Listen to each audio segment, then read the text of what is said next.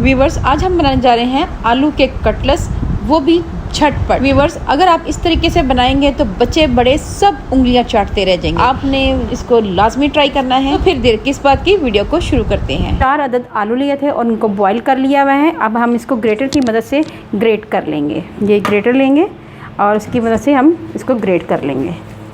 तमाम आलूओं को इसी तरह हम ग्रेट कर लेंगे। वीवर्स, अब हम इसमें ऐड करेंगे हरी मिर्च 2 से 3 अदद थी, इसको बारीक काट लिया है। पुदीना है, हाफ गड्डी पुदीने की है, ये ऐड करेंगे। 1 बंच धनिया का है, ये ऐड करेंगे। इन तीनों चीज़ों को हम ऐड कर देंगे हाथों की मदद से। इसके साथ ही हम इसमें ऐड कर देंगे रफली चॉप किया हुआ प्याज, बहुत ही बारीक बारीक चॉप किया है। इससे बहुत ही मज़ेदार जायका आता है।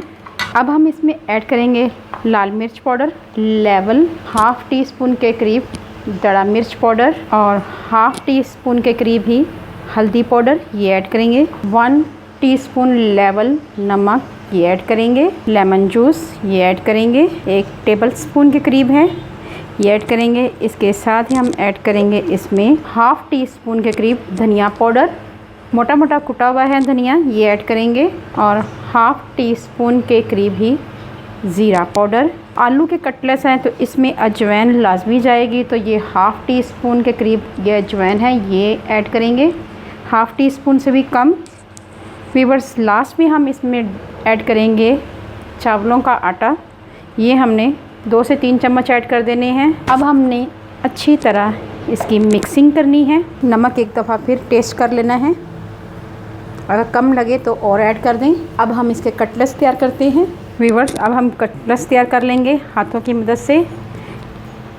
कटलेट्स हमने तैयार कर लिए हुए हैं। अब हम एक एक करके इसमें ऐड करते जाते हैं। वीवर्स, इनको हमने हल्की आंच पे पकाना है ताकि इनका कलर खूबसूरत सा आ सके। टर्न आउट करती हैं इनको आहिस्ता आहिस्ता।